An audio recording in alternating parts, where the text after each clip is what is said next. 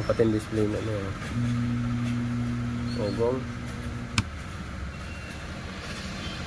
Yung display.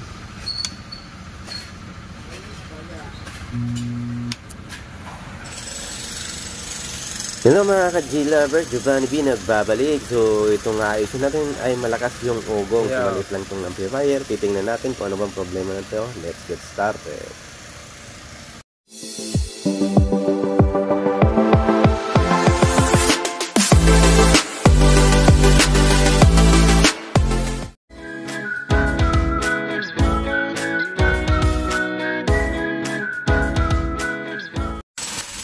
So, bali isa nga pang problema pala nito, walang power o walang display yung ano, yung player natin. So hindi siya gumagana.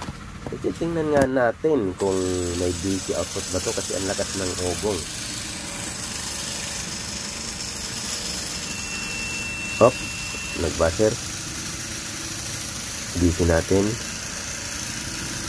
So pasensya na kayo kung medyo maingay dyan kasi merong nag-aayos ng daan. Yan, kita nyo wala naman siyang DC. Ang baba naman wala. Tapos hindi ito umugong. So alamin natin kung bakit malakas yung ugong nito kahit wala siyang DC. So buksan muna natin to. Titingnan natin.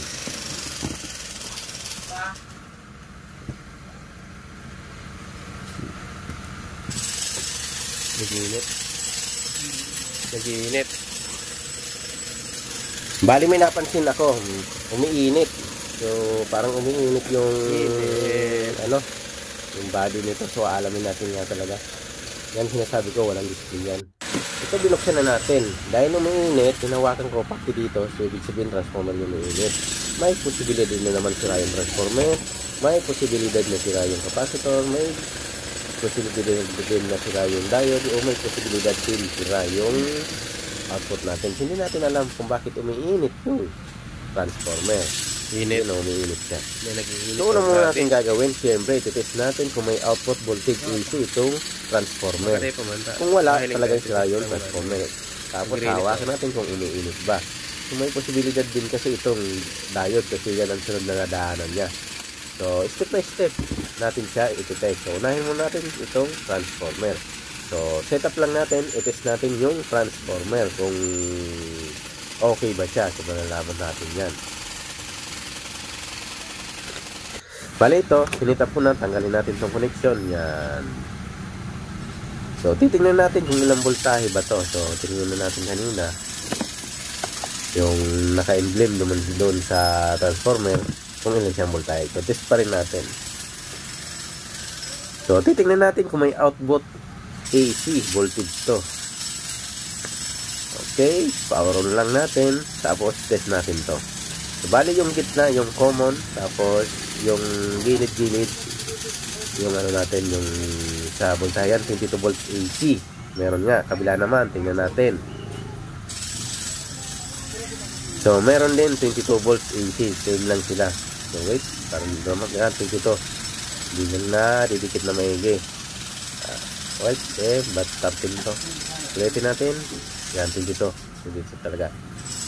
22 volts AC. So, meron tayong 22 volts AC. Same. So, naka-center top yan. Okay. Nawakan ko yung transformer. Hindi naman siya uminit. So, next natin, check natin yung diode. Dahil ito yung sunod na dadaanan yan. Kung wala sa diode, siyempre, capacitor na naman ang dadaanan natin. Kung wala sa capacitor, papunta tayo ng output. So, yan. Isa-isahin lang natin. Baklasin lang natin to, tanggalin natin yung mga tornilyo, titingnan natin. So dito tayo sa diode multisig. Dalawang diode to nakikita ko. May posibilidad yung isa ay para dito sa transformer na diode, dadaanan ng transformer, papunta na yan dun sa amplifier natin. Tapos yung isa para dito siguro sa DC na pang battery. So, hindi natin alam kung alin dyan sa dalawa ang pwedeng may tama o walang tama. So, titignan natin, babaklasin natin. Kasi meron tong ano, kabitan sa likod ng battery kung gusto mong gamitin siya sa battery. So, tanggalin natin muna to para malaman natin kung may tama ba yung diode o wala naman. So, pasensya na kayo kung medyo sinisipon tayo, iba yung boses natin. Sarap ng sipon. Joke lang. So ito, baklasin lang natin mga ka-G lovers. Tanggalin lang natin dito sa body niya para ma-check natin ng maigi. So habang tinatanggal ko to, pa-promote naman ng aking channel. Kung bago pala kayo sa ating channel, please subscribe and hit ng notification bell para updated kayo sa mga bago kong ina-upload na video. So notify kayo kung may bago akong ina-upload. So sana nagustuhan nyo yung mga bawat ina-upload natin mga ka-G lovers. So pasensya na kung bihira tayo maka-upload, busy lang. So ito na. Yan sinasabi ko, yun na may DC yan. Yan dalawa sa baba na yan na black and red na connection ng binding port. So yan, para sa battery yan, 12 volts battery. Kaya pag tinignan mo yung loob nito, mayroon siyang inverter type. So mayroon siyang circuit para sa inverter para paganahin yung amplifier. Nakita nyo ba yung toroidal na may coil na maliit lang? Yun, sa inverter yun. So ito na mga ka-G lovers. Yan, hanapin lang natin yung diode kasi yun ang i-check natin. Yun yung coil na sinasabi ko sa inyo yan, para sa inverter yan. Para ma-supplyan o tumaas yung voltahe, ma-boost yung voltahe papunta dyan sa amplifier natin. So ito, dalawang diode yan. Naka-vertical tapos naka-horizontal na dalawang diode. Check nga natin.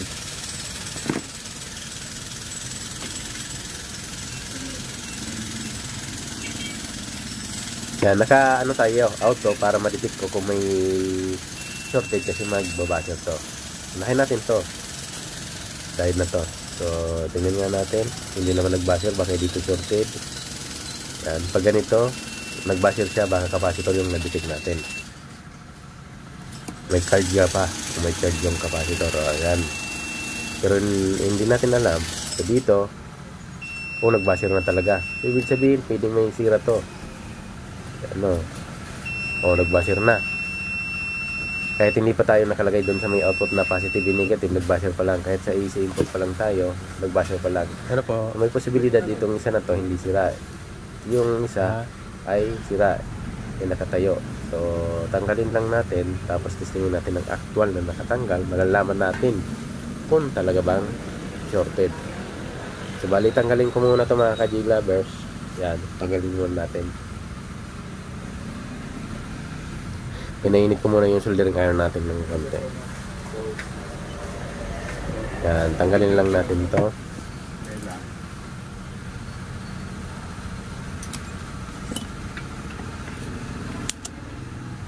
So, step by step natin to ayusin. Titingnan natin kung dito lang ba o mayroon pang problema. Bakit kaya na shorted ito? Pero malalaman natin talaga kung shorted to kung nakatanggal na. Wala na siya nakadikit na pisa. Pero pag ina-analyze mo siya, pag tiningnan mo, sa DC to, papunta dun sa battery natin. Yan, papunta yan sa battery. Pero tinanong ko naman kanina yung may-ari, hindi naman daw niya ginagamit to sa battery. So, kung shorted nga na ito, nagtataka ako, bakit to na short, hindi naman ginagamit sa battery to. Hindi naman siguro na mabaliktad kasi hindi naman ginagamit sa battery. Ayun. Kita nyo mga ka-G lovers, shorted nga. Yan o. May ohms value pa, hindi pala shorted. May leak. Baka na-detect kanina yung capacitor. Kaya shorted. So, sabi ko na capacitor, charge capacitor yung na-detect natin kanina.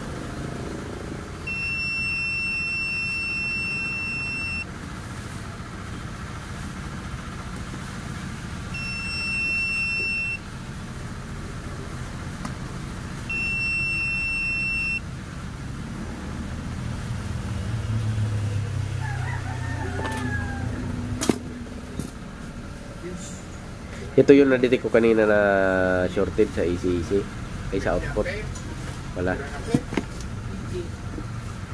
Sigkoma kang barya. Ay, na. Yan. Para ito sa battery yung isa, ito sa inverter niya kasi yung diode na yun. Yan, na-detect natin na shorted. Yan, na-detect ko yung coil. Yan, coil. Yan, coil. Para inverter niya. Itong inverter na to, may output kasi to. Tapos i-rectifier niya, papunta na yan dun sa unit natin. Papunta dyan sa capacitor. No, nagets nyo?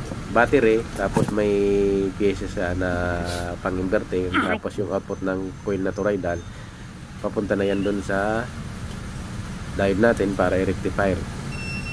Yan. Hindi naman sira yung ano natin, yung MOSFET dyan na pang inverter. So, hindi naman nag-buzzer, so hindi yan sira. Nagtataka ko kung bakit ito nasira kasi hindi naman ginagamit sa battery. Yan. May leak siya talaga. Yung ko kung bakit na ano to nasira.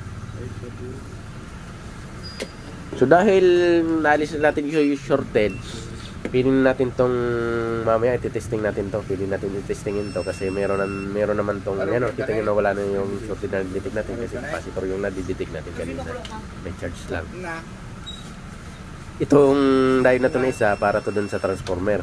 I-rectifier niya, papunta na dun sa capacitor natin, papunta na yun dyan sa amplifier natin. Tapos yung isa naman diode na tinanggal natin na shorted, dun yun sa battery, i-inverter niya, tapos yung output ng toroidal na nakakoil natin para mag-boost ng voltahe. Ay siya na yung nakakabit dun sa diode para i-rectifier din niya, papunta dun sa unit natin o papunta dyan sa amplifier natin. So ito para yan sa inverter ng battery natin para taasan yung voltahe na diode tinanggal natin. So try nga natin kung wala na bang ibang sira, kung yun lang ba talaga. Yan. Try nga natin.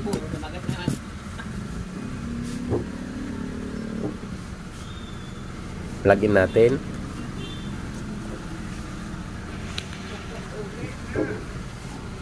Yan, kabitan natin ang speaker mga ka-J lovers para sigurado.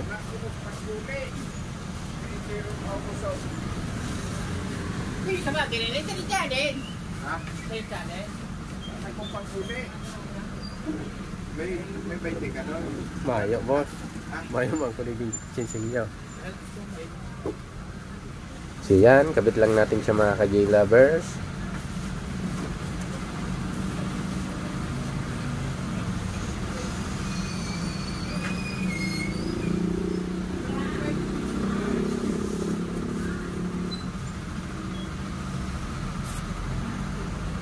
Okay, dahil nakabit natin yung speaker, so ready for testing tayo. Tingnan natin kung wala na bang problemang iba.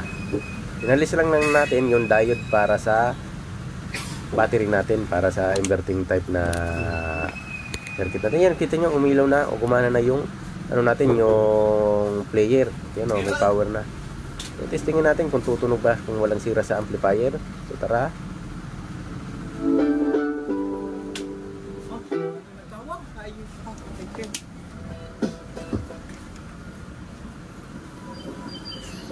Mari kita terus.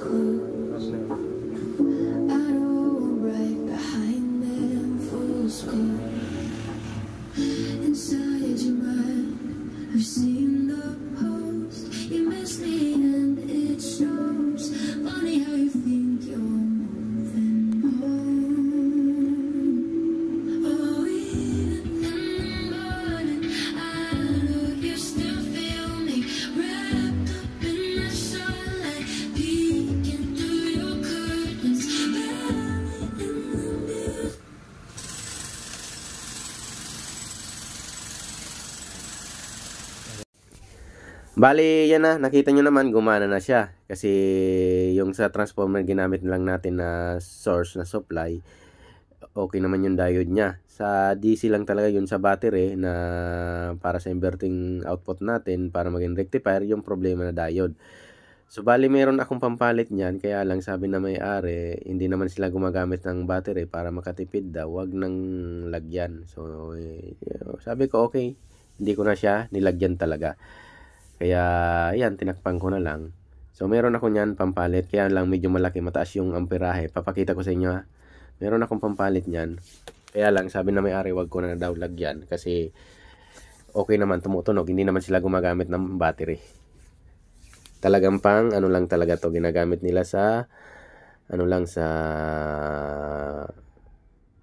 AC source natin o sa kuryente lang natin. Yan lang ginagamitan nila. So, hindi na pinalagyan sa akin ng diode. Kaya, yan. sinabi ko lang sa inyo na hindi ko na to nakabitan ng diode. So kakabitan ko sana ng diode. So hindi na sa akin pinakabitan. Papakita ko sa inyo na mayroon akong pampalit niya, medyo malaki lang. So kinuha ko lang mga ka-G-lovers dyan. Medyo natagalan nga ako paghanap ng diode niyan.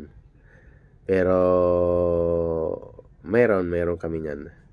So na-misplace lang kung saan nakalagay. Hehehe.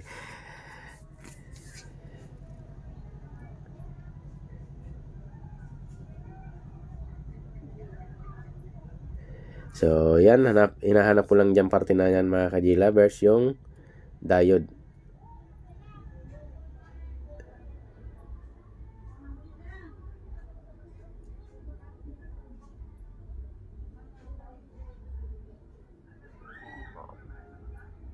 So, ito na yung sinasabi ko sa inyong diode. Meron akong diode yan, kaya medyo malaki lang. Yan, papalitan ko sana, kaya lang hindi na siya, ayaw na nilang papalitan ng diode. So, okay na daw yun kasi tumutunog na. AC lang naman ginagamit nila. Hindi naman sila gumagamit ng battery.